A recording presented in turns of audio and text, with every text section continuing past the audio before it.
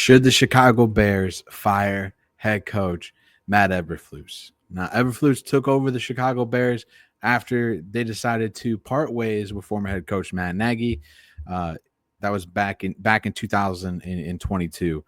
He's been the head coach since then, but you have to think after what happened today that the time might be coming to an end for Matt Eberflus as the head coach of the Chicago Bears. Take a look at it today. Today's game was something a lot of people don't quite understand what happened, and we'll get into that. We'll hear the thoughts from Coach Eberflus here in a little bit, but today's Thanksgiving Day game against the Detroit Lions, Chicago Bears were down 16-0 at one point, managed to get themselves back in the game and even a chance to win the game until this happened.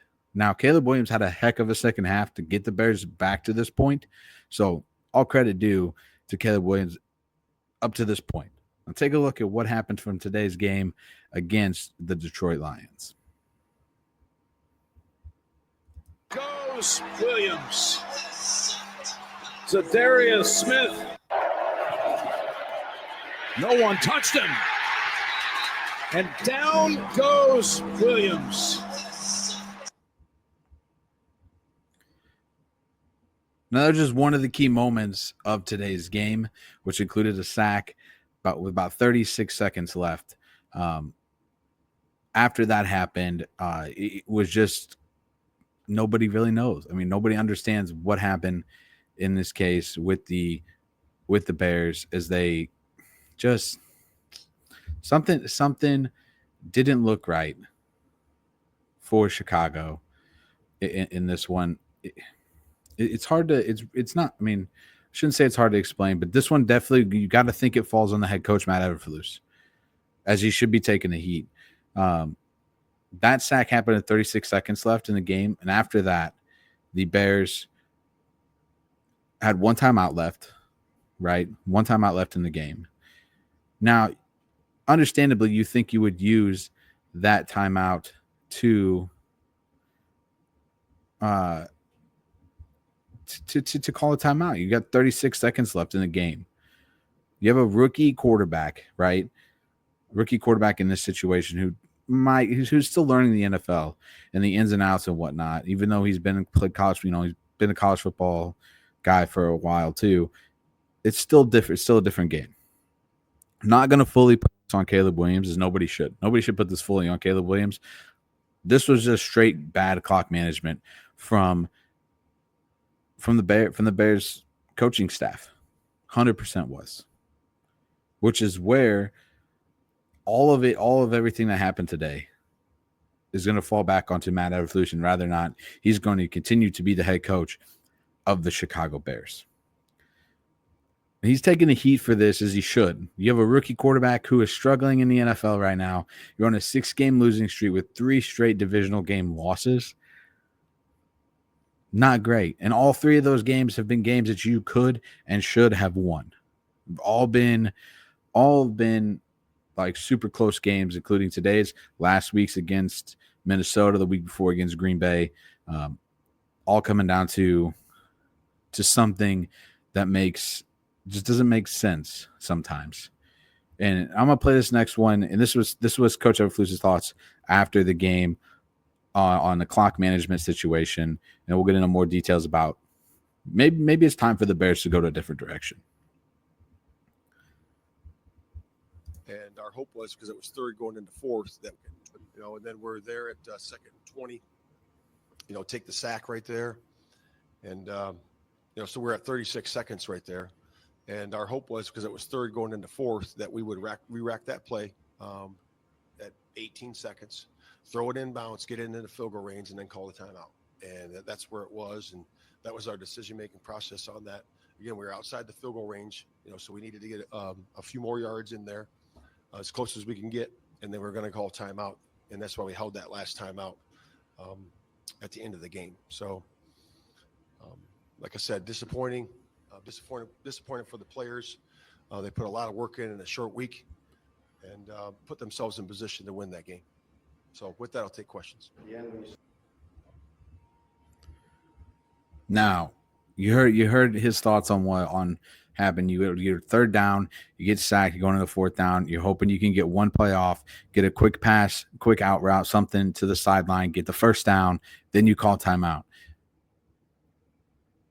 Some of it does. I mean, I gotta admit, some of it does fall on Cable because you get 26 seconds left.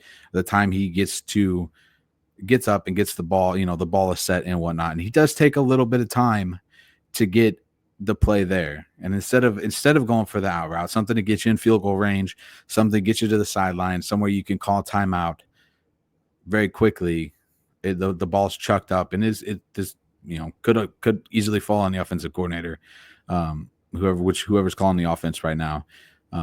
But as the head coach of this team, you're the one who's going to take the heat for this. 100% going to take the heat for this. And it's not something that's going to be taken lightly because we've seen head coaches in the NFL,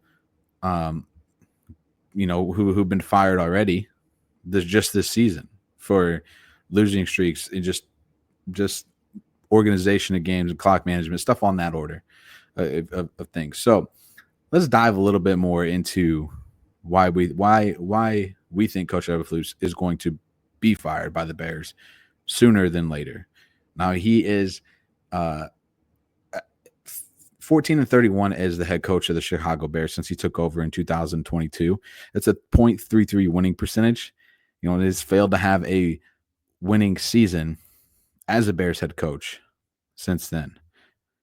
Went 3-14 in 22 after winning his coaching debut against the San Francisco 49ers in a game most of us will do. We remember that one. It was a good game right off the bat, right off the season. A lot of hype going into for the Chicago Bears going into the next season. They finished 7-10 in 2023. Okay, not bad. That's improvement. That's improvement. Not great, but it's improvement. Now, currently this year, they're now 4-8. They've lost 6 straight games, 3 straight divisional games. Something's going to have to change. You can't put it all on the players. They have a really, really good offense. They should have a really good offense. I wouldn't say they have a really good offense. They should have a really good offense. They've already fired their offensive coordinator, Shane Walden, at one time, already into the season. And Eberflus still has 2 years left on his contract, which expires in 2026. But is it going to make it that far? When I was doing all the research and stuff and looking into this a little more, there's been 8 assistant coaches who've been fired by Eberflus already. Just saying.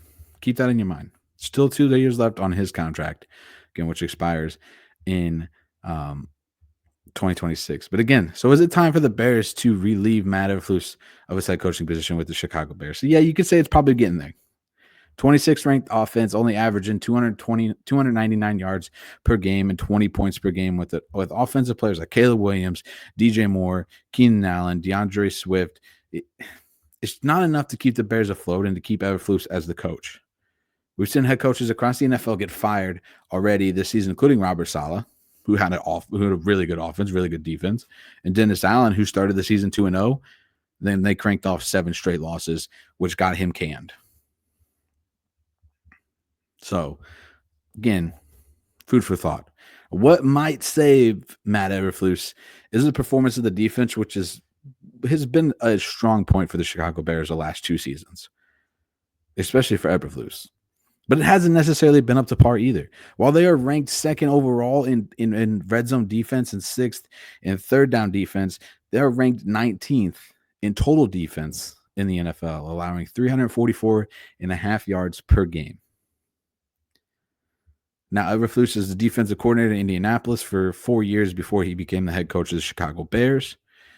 So obviously, you got to think defense is going to be the main thing that's going to be for the Chicago Bears, and it has been. You can't complain. I mean, you can't really complain too much. They're only allowing like 20, 23 points, 20 points per game too. So at some point, something though has to change. You're not going to go out and get a guy like Caleb Williams. You're not going to go trade for DJ Moore. You're not going to go trade for, or you're not going to go pick up Keenan Allen in free agency in the offseason. You're not going to get a guy like DeAndre Swift just to go, below 500, which is where they're going to be now. Probably pretty close, unless they manage to rack off the next couple wins. Which isn't going to be easy because it's realistically the toughest part of their schedule right now. They just played Minnesota. They played Green Bay, Minnesota, Detroit. All but one team ahead of them in the next 5 weeks. All but one of the next 5 weeks have a record at or above 500. And that includes 3 more division games against Detroit, Minnesota, and Green Bay. And you're at Minnesota and at Green Bay. Not great. I believe it's at Green Bay. Might be the other way around. They just played at Detroit. So interesting, right? So you got to think that Eberflus is absolutely on the hot seat after today's game, especially. And it wouldn't come as a surprise if the Bears do part ways with Eberflus before week 14 of the regular season. Now, we probably won't hear anything till Monday unless something happens tonight or tomorrow. And we'll definitely be there on talk, for Talking the Gridiron on Sunday night to talk about this game, because I guarantee you it's going to be a key point in this week's episode of Talking the Gridiron this Sunday. So make sure you tune into that. Let us know what you think of the Chicago Bears in their situation. Do they just stick out with Matt Eberflus for the rest of the season? Do they go into next season with him? Lots of questions for the Chicago Bears organization as they finish out the rest of the 2024 season and into the 2025 season as well. So again, let us know what you think. Does Matt Eberflus make it to the end of this season, and will they go in with him as the head coach of the Chicago Bears come 2025? My name is Brandon. Thanks for tuning in. Appreciate it. Make sure you like, subscribe, do all that fun stuff you do. Thanks for watching. This has been a Variety Sports production, and we'll see you next time.